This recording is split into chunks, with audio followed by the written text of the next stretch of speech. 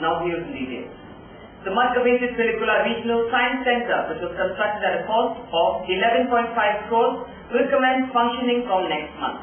The Chief Minister will inaugurate this centre, said State Minister for Planning and Statistics, Mr. S.R. Patil, at a press meet at Pilikula. The much-awaited Pilikula Regional Science Centre, which was constructed at a cost of Rs 11.5 crores, will start functioning from next month. Chief Minister will inaugurate, said State Minister for Planning and Statistics, Mr. S.R. Patil, at a press meet at Pilikula. Minister for Planning and Statistics, IT, BT, Science and Technology, S.R. Patil has said that the Regional Science Centre at Pilikula will be inaugurated next month. The Chief Minister Siddaramaiah and Union Minister for Culture and Tourism, Shripad Yesso Naik, will take part in the inauguration program. Addressing a press meet here on Saturday, he said that the centre was developed at its cost of Rs 10.5 crore. Central government and the state government has shared Rs 4.25 crore each. In addition, Rs 2.39 crore has been utilized by the state government for providing basic infrastructure facilities.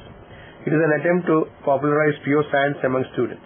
It has been established with the purpose to supplement science education and to organize various educational activities to foster the spirit of scientific inquiry and creativity among the people. ಪ್ರಾದೇಶಿಕ ವಿಜ್ಞಾನ ಕೇಂದ್ರ ಪ್ರಮುಖವಾಗಿ ಈ ಭಾಗದಲ್ಲಿ ಅತ್ಯಂತ ಮಹತ್ವದ ಒಂದು ಹೆಜ್ಜೆ ವೈಜ್ಞಾನಿಕ ಮನೋಭಾವವನ್ನು ಬೆಳೆಸುವಂತ ವಿಚಾರದಲ್ಲಿ ಜನಸಾಮಾನ್ಯರಲ್ಲಿ ವೈಜ್ಞಾನಿಕ ಮನೋಭಾವ ಬೆಳೆಸುವುದರ ಜೊತೆಗೆ ವಿದ್ಯಾರ್ಥಿಗಳಲ್ಲಿ ಅದರಲ್ಲೂ ವಿಶೇಷವಾಗಿ ಗ್ರಾಮೀಣ ಭಾಗದ ವಿದ್ಯಾರ್ಥಿಗಳಿಗೆ ಈ ವಿಜ್ಞಾನದ ಬರ್ತದೆ ಅಂತ ಹೇಳಿದ್ರೆ ನನಗೆ ಬಹಳಷ್ಟು ಸಂತೋಷ ಅಭಿಮಾನ ಅನಿಸ್ತಾ ಇದೆ. ಪ್ರಥಮದಲ್ಲಿ ನಮ್ಮ ಕರ್ನಾಟಕ ರಾಜ್ಯದಲ್ಲಿ ಮೊದಲನೇ ಪ್ರಾದೇಶಿಕ ವಿಜ್ಞಾನ ಕೇಂದ್ರ 2012 ಫೆಬ್ರವರಿಯಲ್ಲಿ ಧಾರವಾಡದಲ್ಲಿ ಈಗಾಗಲೇ ಉದ್ಘಾಟನೆಗೊಂಡಿದೆ. ಅದು ಅಂದಾಜು 10.5 ಕೋಟಿ ರೂಪಾಯಿ ವೆಚ್ಚದಲ್ಲಿ ನಿರ್ಮಿಸಲ್ಪಟ್ಟಂತಹ ಪ್ರಾದೇಶಿಕ ವಿಜ್ಞಾನ ಕೇಂದ್ರ ಈಗಾಗಲೇ ಕಾರ್ಯಾರಂಭ ಮಾಡಿದೆ. ಈಗ ಇದು ಅಂದಾಜು 11.5 ಕೋಟಿ ರೂಪಾಯಿ ವೆಚ್ಚದಲ್ಲಿ ಇಷ್ಟರಲ್ಲೇ ಅಂದ್ರೆ ಮುಂದಿನ ತಿಂಗಳಲ್ಲಿ ಉದ್ಘಾಟನೆಗೊಂಡು ತನ್ನ ಕಾರ್ಯಾರಂಭ ಮಾಡಲಿಕ್ಕೆ ಎಲ್ಲ ತಯಾರಿಯನ್ನು ಕೂಡ ಮಾಡಿಕೊಂಡಿದೆ ಅನ್ನುವಂತ ಮಾತನ್ನು ಹೇಳಕ್ಕೆ ಬಯಸ್ತೇನೆ. ಇದರ ನಂತರ ಮೈಸೂರಿನಲ್ಲಿ ನಮ್ಮ ಸರ್ಕಾರ ಒಂದು ಪ್ರಾದೇಶಿಕ ವಿಜ್ಞಾನ ಕೇಂದ್ರವನ್ನು ಅಲ್ಲಿ ಕೂಡ ಮಂಜೂರಾತಿಯಾಗಿದೆ. ಈಗಾಗಲೇ ಅದು ಕೂಡ ಕಾರ್ಯಾರಂಭ ಮಾಡಿದೆ ಅನ್ನುವಂತ ಮಾತನ್ನು ನಾನು ಹೇಳಕ್ಕೆ ಬಯಸ್ತೇನೆ. ಇವತ್ತು ರಾಜ್ಯದಲ್ಲಿ ವೈಜ್ಞಾನಿಕ ಮನೋಭಾವ ವಿಜ್ಞಾನದ ಬಗ್ಗೆ ಪರಿಕಲ್ಪನೆಯನ್ನು ನೀಡುವಂತ ಉದ್ದೇಶದಿಂದ ಎಳೆಯ ವಯಸ್ಸಿನಲ್ಲೇ ಮಕ್ಕಳಿಗೆ ಇದರ ಪರಿಕಲ್ಪನೆ ನೀಡಬೇಕು ಅನ್ನುವಂತ ಉದ್ದೇಶದಿಂದ ಇವು 3 ಪ್ರಮುಖ ಪ್ರಾದೇಶಿಕ ವಿಜ್ಞಾನ ಕೇಂದ್ರಗಳು ಇವತ್ತು ಕಾರ್ಯಾರಂಭ ಮಾಡ್ತಿದೆ ಅನ್ನುವಂತ ಮಾತನ್ನು ಹೇಳುವ ಜೊತೆಗೆ ಈಗಾಗಲೇ ಎಲ್ಲ ಜಿಲ್ಲಾ ಕೇಂದ್ರದಲ್ಲಿ ಉಪ ಪ್ರಾದೇಶಿಕ ವಿಜ್ಞಾನ ಕೇಂದ್ರಗಳನ್ನು ಕೂಡ ನಾವು ಪ್ರಾರಂಭಿಸುವಂತ ಒಂದು ಸಂಕಲ್ಪವನ್ನು ಮಾಡಿದೆವು.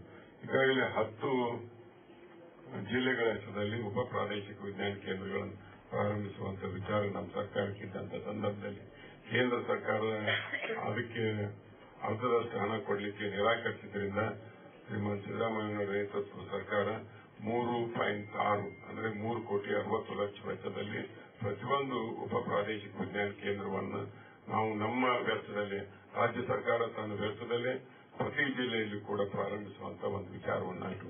ಪ್ರತಿ ವರ್ಷ 2 ಉಪ ಪ್ರಾದೇಶಿಕ ವಿಜ್ಞಾನ ಕೇಂದ್ರ ನಾವು ಪ್ರಾರಂಭ ಮಾಡಬೇಕನ್ನುವಂತ ವಿಚಾರ. The government has decided not to provide electricity connections to buildings constructed without any land license or occupancy certificate issued by the Urban Development Authority, said Minister for Energy Mr. D.K. Shivkumar, addressing a press meet at the Circuit House on Sunday, September 14th. Government has decided not to provide electricity connections to buildings constructed without land license or occupancy certificate issued by the Urban Development Authority, said Minister for Energy Mr. D.K. Shivkumar addressing a press meet at the Circuit House on Sunday, September 14th. He said so far ESCOM engineers used to provide electricity to unauthorized building due to pressure. Henceforth the government will take strict action in this regard. We will cancel all the illegal connection, he said. Regarding complaints about the transformers on roadside, he said, the High Court has observed that many transformers have been constructed on roadside. Apartments which are built on 5,000 square feet of land are required to build transformers inside the compound. He further added to improve efficiency of handling complaints and to prevent theft of electricity. The Power Ministry will form committees at constituency level headed by the MLA of the constituency. The committee will have 6 members including consumers, women, members of OBC and others appointed by the government. Meeting will be held in the presence of executive engineers.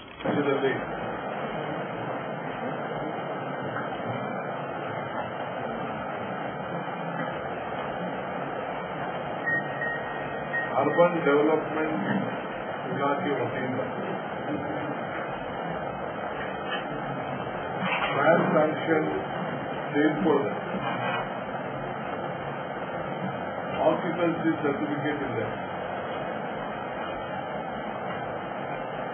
ಯಾರಿಗೂ ಕೂಡ ಅನ್ನಾಥರೈಸ್ಡ್ ವಿಶೇಷತೆಯನ್ನು ಕೊಡಬಾರದು ಅಂತೇಳಿ ಸರ್ಕಾರ ತೀರ್ಮಾನ ಮಾಡಿದೆ.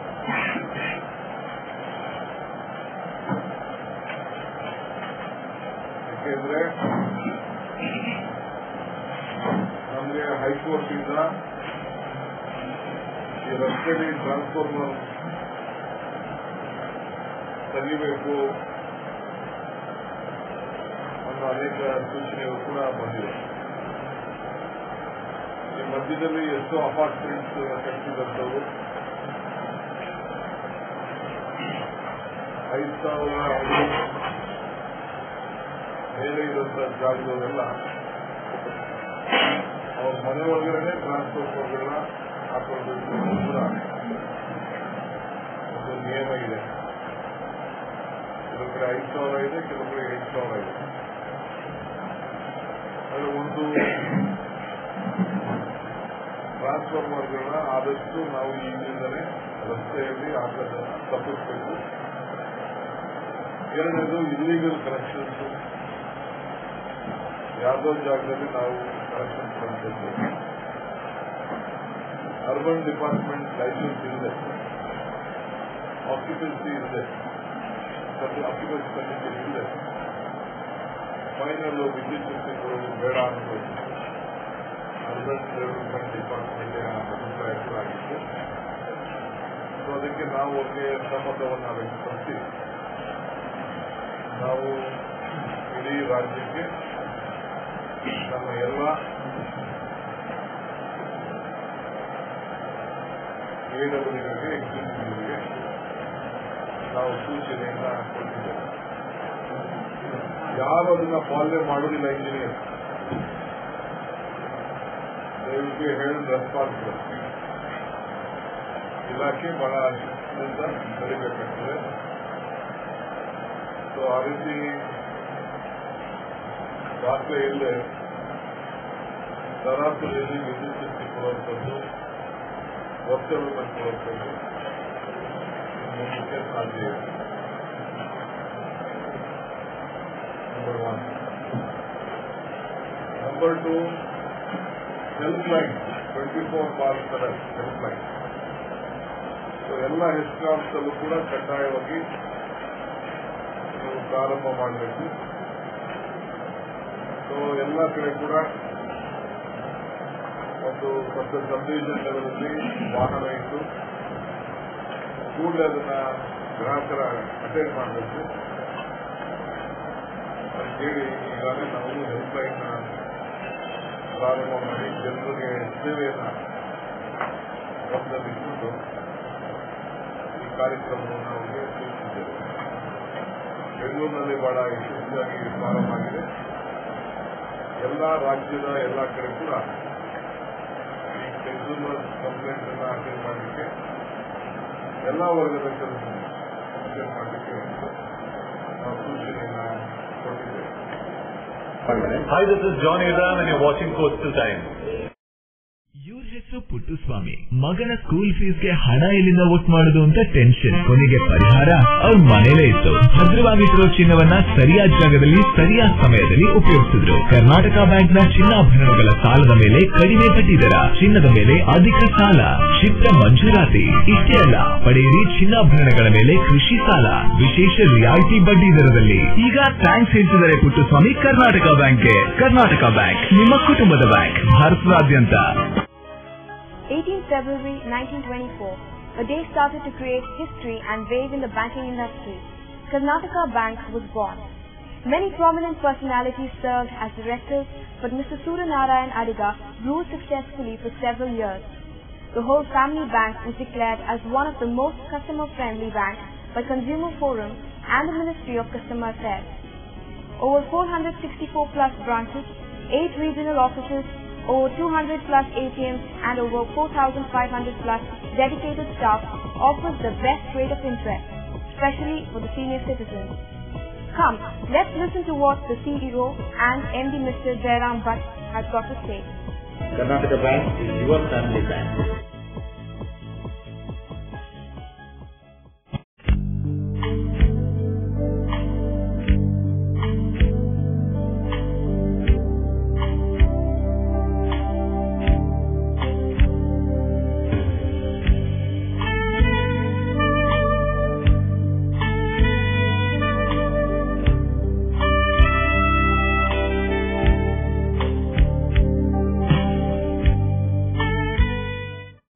Garcia Designs, a dreamland of furniture.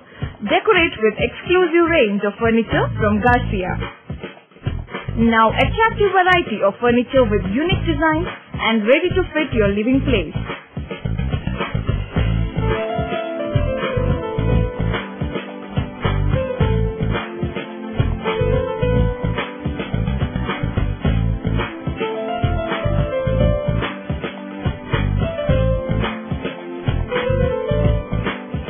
Exclusive range of furniture for ultra-modern houses and corporate offices.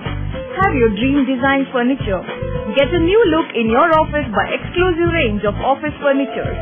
The designers offer your furniture needs under one roof. Patronize our exclusive imported furniture shop Garcia Designs at Garcia Design Complex, Vijay Church Cross Road, Vijay, Mangalore. Today, one looks back with pride and wonder on the transformation that has taken place at Kankanadi, from a single dispensary to a super specialty hospital, from 20 beds to 1,050 beds, from 10 health workers to over 1,500 doctors, nurses, technical staff, and over 2,000 students. Father Muller is a byword today for service and dedication, for specific burning of cancer cells at their locations. We have all precision equipments and instruments for both invasive and non-invasive surgical procedures and diagnosis, including high reduction X-ray, ultrasonic color Doppler, CT scan, and MRI machines. The operation theaters are equipped with contemporary equipment, high-tech intensive care units, neo and postnatal units, burns unit, cath lab, and cardiothoracic units are fully equipped. Our NICU is the largest in the city. The blood bank and cell separator and casualty are 24-hour services. In all, we have 32 super specialty services, including chest and allergy, de-addiction and counseling, dialysis, and mammography. The officials briefed about the malaria situation in the district and about programs initiated to control the disease at the Malaria Control Program meeting at the Deputy Commissioner's office on Saturday, the 13th of September. In the Malaria Control Program meeting at the Deputy Commissioner's office on Saturday, the officials briefed about the malaria situation in the district and the programs initiated to control the disease. District Malaria Officer Dr. Arun Kumar said that 82 malaria testing laboratories in Mangalore City Corporation limits that have been identified by the Health Department have been submitting reports on malaria cases. However, to a query by General Physician Dr. Srinivas Kattilaya, who is also the member of the Malaria Control Action Committee, he said no arrangement has been made so far to ensure the hospitals to submit reports on death cases occurred due to malaria. Though 14 death cases due to malaria have been reported, there is no strong evidence to prove the same, he said. Bakela 2 digits ಇದೆ ನಮ್ದು ಮಾತ್ರ 4 digits ಇದೆ ನಮ್ಮ ಬಾಕಿಯೆಲ್ಲ town ಅದು ಗುಲ್ಬರ್ಗ ಅಲ್ಲಿ ಇಲ್ಲಿ dengue ಅದು ಇಂಥದ್ದೆಲ್ಲ 2 digits ಇತ್ತು 8 12 13 ನಮ್ಮ 13 ಅಲ್ಲಿ 2018 so it is a 2.5 to 3-fold increase in the ಅಂದ್ರೆ ನೆಕ್ಸ್ಟ್ ಇಯರ್ ಇದೆ ಆಂಧ್ರ ಎಂಟ್ರಿ 2014 ರಿಪೋರ್ಟ್ ಆಗ್ತಿರ್ಲಿಲ್ಲ ಈಗ ಹೆಚ್ಚ ಆಗ್ತಾ ಇದೆ ಲೆಜಿಸ್ಲೇಟಿವ್ ರಿಪೋರ್ಟ್ ಇದೆ ನೆಕ್ಸ್ಟ್ ಇನ್ನೂ ಹೆಚ್ಚಾಗಿ ಇನ್ನೂ ಹೆಚ್ಚಿದ್ದಾರೆ ಅಲ್ಟಿಮೇಟ್ಲಿ ನಾವು ಹೊಡಿದೆ is not controlled. What is the number of deaths that is reported? 14. ಸಿಟಿಯಲ್ಲಿ ಈಗ ನಿನ್ನೆ ಬೆಳ್ತಂಗಡಿ ಬೆಳ್ತಂಗಡಿ ಇದ್ದಂತ ಅದು ಕೂಡ ನಿನ್ನೆ ನಿಯಮ ಆಗಿದೆ ಆಗ್ತಾ ಇಲ್ಲ ಇವ್ರೇನು ಕೂಡ ನಾವು ರಿಪೋರ್ಟ್ ಮಾಡೋದಿಲ್ಲ ಇವರಿಂದ ನಾವು ರಿಪೋರ್ಟ್ ಕೊಡ್ತಾ ಇದ್ದೀವಿ ಸರ್ ನಾವು percent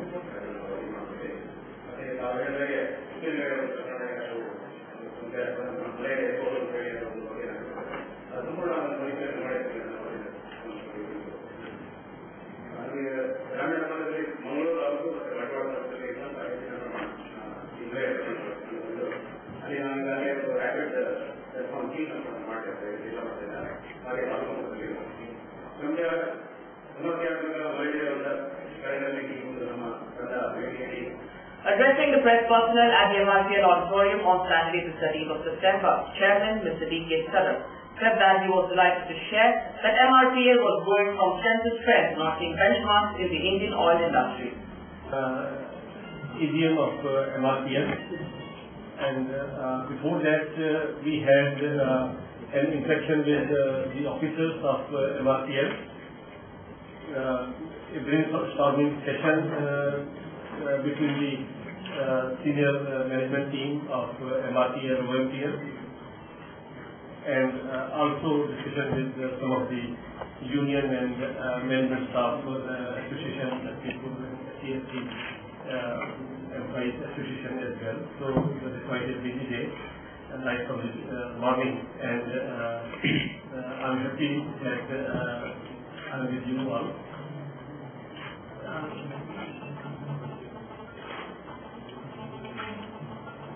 So, as far as MRPL is concerned, we had a very encouraging year the previous year, and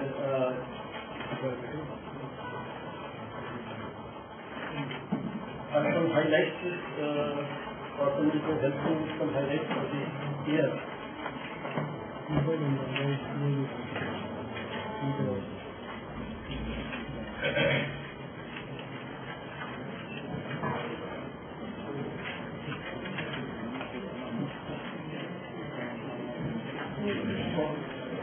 Anyway,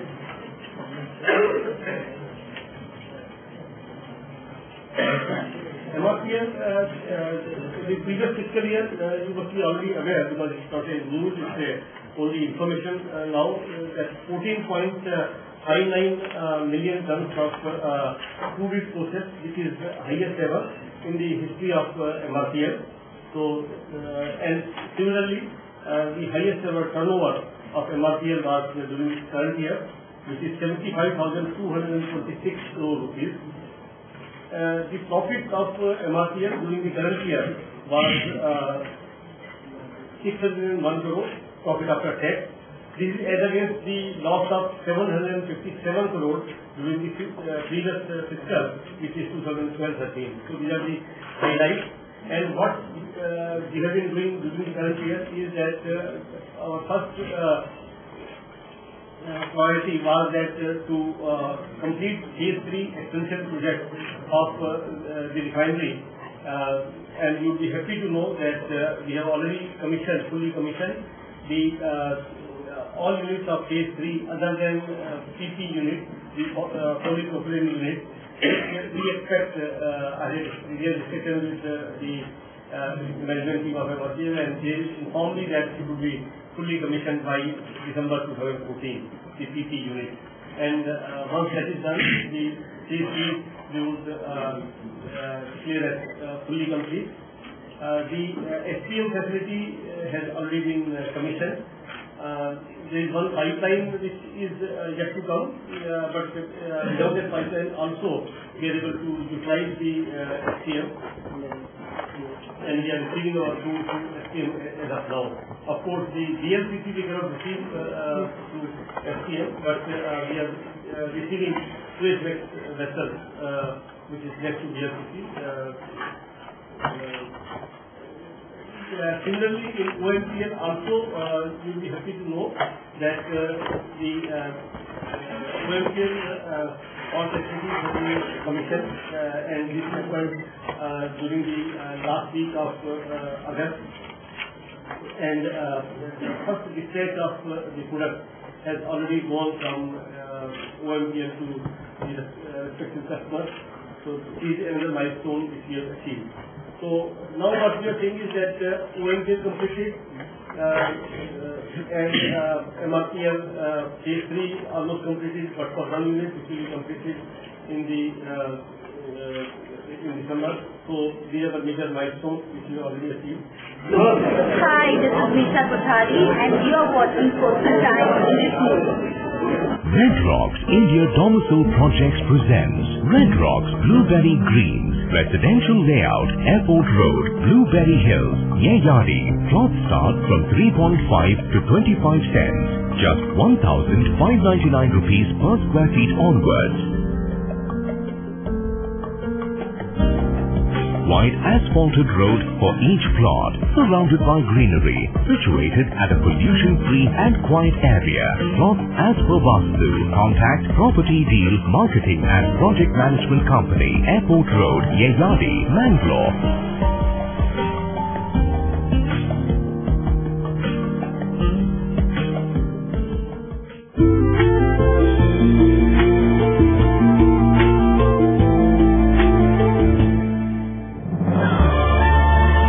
Shubhamangalam Wedding Jewelry Collection by Joe Sarukar.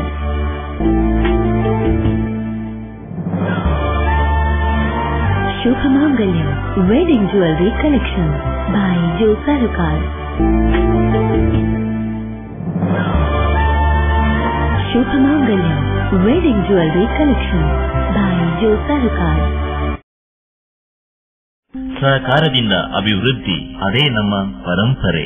ಶತಮಾನೋತ್ಸವದತ್ತ ದಿಟ್ಟ ಹೆಜ್ಜೆ. ದಕ್ಷಿಣ ಕನ್ನಡ ಜಿಲ್ಲಾ ಕೇಂದ್ರ ಸಹಕಾರಿ ಬ್ಯಾಂಕ್ ನಿಯಮಿತ. ಸಹಕಾರಿ ಕ್ಷೇತ್ರದ ವಿಶಿಷ್ಟ ಸಾಧನೆಗಳು. ಅತ್ಯುತ್ತಮ ಕಾರ್ಯನಿರ್ವಹಣೆಗಾಗಿ ಸತತ 10 ವರ್ಷಗಳಿಂದ ಎಪೆಕ್ಸ್ ಬ್ಯಾಂಕಿನಿಂದ ಪುರಸ್ಕೃತ ಬ್ಯಾಂಕ್. ಸ್ವಸಹಾಯ ಗುಂಪುಗಳ ನಿರ್ವಹಣೆಗಾಗಿ ಸತತ 9 ವರ್ಷಗಳಿಂದ ನಬಾರ್ಡ್ನಿಂದ ಪುರಸ್ಕೃತ ಬ್ಯಾಂಕ್. ಕೃಷಿ ಸಾಲದ ವಸೂಲಾತಿಯಲ್ಲಿ ಸತತ 14 ವರ್ಷಗಳಿಂದ 100% ಸಾಧನೆ. 12 ಗಂಟೆ ಎಟಿಎಂ ಸೌಲಭ್ಯ. ಮಕ್ಕಳಿಗಾಗಿ ವಿಶೇಷ ಸಂಚಯ ಠೇವಣಿ ಯೋಜನೆ. ಠೇವಣಿದಾರರಿಗೆ ವಿಮಾ ಯೋಜನೆ. ದಕ್ಷಿಣ ಕನ್ನಡ ಜಿಲ್ಲಾ ಕೇಂದ್ರ ಸಹಕಾರಿ ಬ್ಯಾಂಕ್ ನಿಯಮಿತ. ಸದಾಶಿವ ಸಹಕಾರ ಸದನ, Kodialbail, Mangaluru. Tejaswini Hospital and SSIOT and ISO 9001-2008 certified Shantram Shetty Institute of Orthopedics and Traumatology 200-bedded hospital established in 2004. Specialized in neurosurgery, cardiac surgery, urology, plastic surgery, vascular surgery, has 4 ultra-unique laminar floor operation theatres which blows virus and bacteria. SSIOT, with the expertise of 38 years of Dr. Shantram Shetty, not only treats patients but also is fully fledged for accident and emergency treatment with experts in the field. SSIOT is a place for advanced technology of any joint replacement of the body. Tejaswini Hospital, Kadri Temple Road, Kadri, Mangalore. Telephone 222-5777, 222-5994, 9596 and 97. No party is complete without chicken. The only rich food with complete nutrition. Safe nutrition, hygienic. Soza Chicken. The breeding is taken care of by state-of-the-art technology. From hatching, packing, transporting, dressing and delivery. We supply as per your requirement and quantity. Remember, if it's chicken, it's Soza Chicken. The best place to order. Visit us. Soza Chicken, Kushekar Kaikamba, Mangalore. Mobile 944-8284-203. With the leadership of the district in charge Minister, Mr. Ramana Pai, the delegation by the Chief Minister, Mr. Dalamaya, and who has agreed to take a delegation to the Prime Minister asking not to stop MCF at any cost, said MLC Mr. Arvind Sunda, addressing the press and briefing the press personnel. ಪ್ರಥಮ ವಿಚಾರ MCF ಕಾರ್ಖಾನೆಯ ಬಗ್ಗೆ. ಇವತ್ತು ಮಂಗಳೂರಿಗೆ ಪ್ರತಿಷ್ಠಿತವಾಗಿರ್ತಕ್ಕಂಥ ಮಂಗಳೂರು ಮಾತ್ರ ಇಡೀ ರಾಜ್ಯಕ್ಕೆ ಸುಮಾರು 38 ವರ್ಷಗಳಿಂದ ಯೂರಿಯಾ ಉತ್ಪಾದನೆಯಲ್ಲಿ ಇರ್ತಕ್ಕಂಥ ಒಂದೇ ಒಂದು ಸಂಸ್ಥೆ MCF. ಕರ್ನಾಟಕ ರಾಜ್ಯದಲ್ಲಿ ಅದು ಬಹಳ ಪ್ರತಿಷ್ಠಿತವಾಗಿರ್ತಕ್ಕಂಥ ಸಂಸ್ಥೆ. ಇವತ್ತು ಆ ಸಂಸ್ಥೆಗೆ ಎಲ್ಲೇ ಒಂದು ಕಡೆ ಬಂದಾಗುವಂತದ್ದು ಕ್ಲೋಸ್ ಮಾಡಬೇಕಂತ ಹೇಳುವಂತಹ ಒಂದು ಹಂತಕ್ಕೆ ತಲುಪಿದೆ ಅಂತ ಹೇಳುವುದನ್ನ ತಾನು ನಮ್ಮ ಮುಂದೆ ಹೇಳಿ ಬಯಸ್ತೇನೆ. ಇವತ್ತು ಅನೇಕ ಜನಪ್ರತಿನಿಧಿಗಳು ಬಂದು ಅದರಲ್ಲಿ ಇರ್ತಕ್ಕಂಥ ಕಾಂಟ್ರಾಕ್ಟರ್ಗಳು ಇರ್ಬೋದು, ಮ್ಯಾನೇಜ್ಮೆಂಟ್ ಇರ್ಬೋದು, ಕೆಲಸ ಮಾಡತಕ್ಕಂಥವ್ರು ಇರ್ಬೋದು, ಪ್ರತಿಯೊಬ್ಬರು ಬಂದು ನನಗೆ ಇವತ್ತು ಮನವಿಯನ್ನು ಕೊಡುವುದರ ಮುಖಾಂತರ ಈ ಸಂಸ್ಥೆಯನ್ನ ಯಾವುದೇ ಕಾರಣಕ್ಕೂ ನಿಲ್ಲಿಸಲಿಕ್ಕೆ ಅಥವಾ ಮುಚ್ಚಲಿಕ್ಕೆ ಬಿಡಬಾರದು ಅಂತ ಹೇಳುವುದನ್ನ ಸಹಾಯ ಮಾಡ್ತಾ ಇದ್ದಾರೆ. ಈಗ ತಮ್ಗೆಲ್ಲರೂ ಗೊತ್ತಿದ್ದಂತೆ MCF ಅವರಿಗೆ ಕಾರ್ಖಾನೆ ಲಾಸ್ ಆಗಿ ಬಂದಾಗ್ತಾ ಇಲ್ಲ, ಅಥವಾ ನೌಕರರ ಹೋರಾಟದಿಂದ ನೌಕರಿಗೆ ಸಂಬಳ ಹೆಚ್ಚು ಮಾಡಬೇಕಂತ ಹೇಳಿ ಪ್ರತಿಭಟನೆ ಮಾಡಿ ಬಂದಾಗ್ತಾ ಇಲ್ಲ. ಒಂದು ಕಾನೂನಿನ ತೊಡಕು ಅಲ್ಲಿ ಬಂದು ಮುಟ್ಟಿದೆ. ಇದುವರೆಗೆ ಏನ್ ಹೇಳಿದ್ರು, ನಾಫ್ಟಾ ಬೇಸ್ಡ್ ಯೂರಿಯಾ ಉತ್ಪಾದನೆ ಆಗ್ತಾ ಇತ್ತು 38 ವರ್ಷಗಳಿಂದ. ಇವತ್ತು ಸರ್ಕಾರ, ಕೇಂದ್ರ ಸರ್ಕಾರ ಒಂದು ತೀರ್ಮಾನ ತೆಗೆದುಕೊಂಡು ನಾಫ್ಟಾ ಬೇಸ್ಡ್ ಸಂಸ್ಥೆಯನ್ನ ಡಿಸ್ಕರೇಜ್ ಮಾಡಿ ಗ್ಯಾಸ್ ಮುಖಾಂತರ ಉತ್ಪಾದನೆಯನ್ನು ಮಾಡಬೇಕು ಅಂತ ಹೇಳಿದ್ರು. 1 ವರ್ಷಗಳ ಹಿಂದೆ ಹೇಳಿದ್ರು. ಅದಕ್ಕೆ ಸರಿಯಾಗಿ ಕಾರ್ಖಾನೆಯವರು ಸುಮಾರು 305 ಕೋಟಿ ರೂಪಾಯಿ ಖರ್ಚು ಮಾಡಿ ನಾಫ್ಟಾ ಬೇಸ್ಡ್ ಇದ್ದಂತಹ ಕಾರ್ಖಾನೆ ಸಿಸ್ಟಮ್ ಅನ್ನ ಇವತ್ತು ಅನಿಲ ಅಂದ್ರೆ ಗ್ಯಾಸ್ ಬೇಸ್ಡ್ ಒಂದು ಕಾರ್ಖಾನೆಯಾಗಿ ಅದನ್ನು ಪರಿವರ್ತನೆ ಮಾಡಿದ್ರು. ಎಲ್ಲ ಮೆಷಿನರೀಸ್ ಚೇಂಜ್ ಮಾಡಿದ್ಮೇಲೆ ಇವತ್ತು ಗ್ಯಾಸ್ ಅನ್ನು ಸಪ್ಲೈ ಮಾಡತಕ್ಕಂಥ ಸರ್ಕಾರದ ಜವಾಬ್ದಾರಿ. ಗ್ಯಾಸ್ನ ಮುಖಾಂತರ ಯೂರಿಯಾ ಉತ್ಪಾದನೆ ಮಾಡಬೇಕಂತ ಹೇಳೋದು ಒಂದು ವಿಚಾರ. ಆದರೆ ಅದಕ್ಕೆ ಗ್ಯಾಸ್ ಸಪ್ಲೈ ಮಾಡತಕ್ಕಂಥದ್ದು ಕೂಡ ಸರ್ಕಾರ ಜವಾಬ್ದಾರಿ ಇದೆ. ಇವತ್ತು ಪೈಪ್ಲೈನ್ ಮುಖಾಂತರ ಗ್ಯಾಸ್ ಅನ್ನು ಸಪ್ಲೈ ಮಾಡುವಂತ ಕೆಲಸ ಆಗಬೇಕಾಗಿತ್ತು. ಅದು ಸೆಪ್ಟೆಂಬರ್ 30 ತಾರೀಕಿನವರೆಗೆ ನಾಫ್ಟಾ ಬೇಸ್ಡ್ ಉತ್ಪಾದನೆಯನ್ನು ಮಾಡಬಹುದು. ಅದರ ಒಳಗಡೆ ನೀವು ಗ್ಯಾಸ್ ಬೇಸ್ಡ್ ಉತ್ಪಾದನೆಯನ್ನ ಮಾಡಬೇಕು. ಮಾಡದೇ ಇದ್ರೆ ಅದರ ನಂತರ ಪರವಾನಗಿಯನ್ನು ಮುಂದುವರಿಸುವುದಿಲ್ಲ ಅಂತ ಹೇಳುವಂತಹದ್ದು ಕಟ್ಟುನಿಟ್ಟಿನ ಅಪ್ಪಣೆಯನ್ನು ಇವತ್ತು MCF ಅವರು ಕೊಟ್ಟಿದ್ದಾರೆ. ಹಾಗಾಗಿ ನಾನು ಹೇಳಿ ಬಯಸ್ತಾ ಇರುವಂತದ್ದು 30 ತಾರೀಕಿನೊಳಗೆ ಇವತ್ತು ಗ್ಯಾಸ್ ಸಪ್ಲೈ ಮಾಡತಕ್ಕಂಥದ್ದು ಮಾಡಲಿಕ್ಕೆ ಸಾಧ್ಯವೇ ಅಂತ ಹೇಳಿದಾಗ ಇದು ಖಂಡಿತವಾಗಿ ಸಾಧ್ಯ ಇಲ್ಲ. ಯಾಕಂತ ಹೇಳಿದ್ರೆ ಪೈಪ್ಲೈನ್ ಆಗಲಿಲ್ಲ. ಕೇರಳದಿಂದ ಪೈಪ್ಲೈನ್ ಹಾಕಿ ಬರಬೇಕು. ಪೈಪ್ಲೈನ್ಗಳನ್ನು ಇವತ್ತು ತಡೆ ಹಿಡಿದಿದ್ದಾರೆ. ಅಲ್ಲಿಯ ಲೋಕಲ್ ಸಮಸ್ಯೆಯ ಕಾರಣದಿಂದಾಗಿ ಇವತ್ತು ಪೈಪ್ಲೈನ್ ಅನ್ನು ಅಳವಡಿಕೆ ಮಾಡಲಿಕ್ಕಾಗಲಿಲ್ಲ. ಹಾಗಾಗಿ ಇವತ್ತು ಗ್ಯಾಸ್ ಅನ್ನ 30 ತಾರೀಕಿನೊಳಗೆ ಸಪ್ಲೈ ಮಾಡತಕ್ಕಂಥದ್ದು ಪ್ರಶ್ನೆ ಉದ್ಭವಿಸುವುದಿಲ್ಲ, ಅದಾಗುವುದಿಲ್ಲ. ಹಾಗಾಗಿ ನಾವು ಏನ್ ಮಾಡ್ತಾ ಇದ್ದೇವೆ, ನಾವೆಲ್ಲರೂ ಸೇರಿ ಈಗಾಗಲೇ ರಾಜ್ಯದ ಮುಖ್ಯಮಂತ್ರಿಗಳಿಗೆ ನಾವು ಭೇಟಿ ಮಾಡಿದ್ದೇವೆ. ಸಾಮಾನ್ಯ ರಮನಾಥ್ ರೈ ಅವರ ನೇತೃತ್ವದಲ್ಲಿ, ನಮ್ಮ ಜಿಲ್ಲಾ ಉಸ್ತುವಾರಿ ಮಂತ್ರಿಗಳ ನೇತೃತ್ವದಲ್ಲಿ ನಾವು ಮುಖ್ಯಮಂತ್ರಿಗಳನ್ನ ಭೇಟಿ ಮಾಡಿದ್ದೇವೆ. ಮುಖ್ಯಮಂತ್ರಿಗಳಿಗೆ ನಾವು ಒತ್ತಾಯ ಮಾಡಿದ್ದೇವೆ, ಯೂರಿಯಾ ಉತ್ಪಾದನೆ ಎಲ್ಲಿಯಾದ್ರೂ ನಿಂತು ಹೋದರೆ ಬಹುಶಃ ನಮ್ಮ ಊರಿನ ರೈತರು ಇವತ್ತು ದಾರಿಯಲ್ಲಿ ಇರ್ತಾರೆ. ನಮ್ಮ ರೈತರಿಗೆ ಇವತ್ತು ನಾವು ಯೂರಿಯಾವನ್ನ, ರಸಗೊಬ್ಬರವನ್ನ ಕೊಡತಕ್ಕಂಥದ್ದು ನಮ್ಮ ಕರ್ತವ್ಯ. ಇವತ್ತು ನೀವು ರಸಗೊಬ್ಬರವನ್ನು ಇಂಪೋರ್ಟ್ ಮಾಡಲಿಕ್ಕೆ ಎಲ್ಲಿಯಾದ್ರೂ ಹೋದ್ರೆ ಬಹುಶಃ ಅದರ ದರ ಜಾಸ್ತಿ ಆಗ್ತದೆ. ಒಂದು ಮಾತ್ರವಲ್ಲ, ರಾಜ್ಯದ ಈ ನೀತಿ ಏನಿದೆ, ಕೃಷಿ ನೀತಿ ಏನಿದೆ, ಅದಕ್ಕೆ ಕೂಡ ಇದು ವಿರೋಧ ಆಗ್ತದೆ ಅಂತ ಹೇಳುವ ಮಾತನ್ನು ಕೂಡ ನಾವು ಹೇಳಿದ್ದೇವೆ. ಹಾಗಾಗಿ ರಾಜ್ಯದ ಮುಖ್ಯಮಂತ್ರಿಗಳು ಸನ್ಮಾನ್ಯ ನಮ್ಮ ಜಿಲ್ಲಾ ಉಸ್ತುವಾರಿ ಸಚಿವರು ನಮ್ಮ ನಿಯೋಗಕ್ಕೆ ಭರವಸೆ ಕೊಟ್ಟಿದ್ದಾರೆ. ನಾನು ಬೇಕಾದ್ರೆ ಮುಖ್ಯಮಂತ್ರಿ, ಪ್ರಧಾನಮಂತ್ರಿ ಅಂತ ನಿಯೋಗ ಕೊಂಡೋಗ್ಲಿಕ್ಕೆ ಬದಲಿದ್ದೇನೆ, ನಾನು ಲೀಡ್ ಮಾಡ್ತೇನೆ ಬೇಕಾದ್ರೆ ಅಂತ ಮಾತನ್ನು ಹೇಳಿದ್ದಾರೆ. ಆದರೆ ಮುಖ್ಯಮಂತ್ರಿಗಳು ಮಾಡಬೇಕಂತ ಜಾಸ್ತಿಯಾಗಿ ನಮ್ಮ ರಾಜ್ಯದಲ್ಲಿ ಕೇಂದ್ರದ ಮಂತ್ರಿಗಳಿದ್ದಾರೆ. ಇವತ್ತು ಕೇಂದ್ರದ ರಸಗೊಬ್ಬರ ಇಲಾಖೆ ಸಚಿವರು ಅನಂತಕುಮಾರ್ ಅವರು ನಮ್ಮ ಜಿಲ್ಲೆಯವರು, ರೈಲ್ವೆ ಮಂತ್ರಿ ಇದ್ದಾರೆ, ವಿದೇಶಾಂಗ ವ್ಯವಹಾರದ ನಮ್ಮ ಸಚಿವರು, ರಾಜ್ಯ ಸಚಿವರು, ವಿಮಾನಯಾನ ರಾಜ್ಯ ಸಚಿವರಿದ್ದಾರೆ. ಈ 3 ಸಚಿವರುಗಳಿದ್ದಾರೆ. ನಮ್ಮ ಜಿಲ್ಲೆಯ ಶಾಸಕ, ಇದು ಲೋಕಸಭಾ ಸದಸ್ಯರಿದ್ದಾರೆ. ನಾನು ವಿನಂತಿ ಮಾಡ್ತೇನೆ, ಇದು ಇವತ್ತು ಕೇಂದ್ರ ಸರ್ಕಾರ, ಬಿಜೆಪಿ ಆಡಳಿತದ ಕೇಂದ್ರ ಸರ್ಕಾರ ರಾಜ್ಯದಲ್ಲಿ ನಿರ್ವಹಣೆ ಮಾಡ್ತಾರೆ. ಅದರ ಮಂತ್ರಿಗಳಿದ್ದಾರೆ, ಸಂಸತ್ ಸದಸ್ಯರಿದ್ದಾರೆ. ನೀವು ಇಮಿಡಿಯೇಟ್ ಆಗಿ ಪ್ರಧಾನಮಂತ್ರಿಯವರ ಕೈಗೆ ಒಂದು ನಿಯೋಗವನ್ನ ಕೊಂಡೋಗಬೇಕು. That's all for now. See you with more news on the same channel at the same time. Till then, goodbye.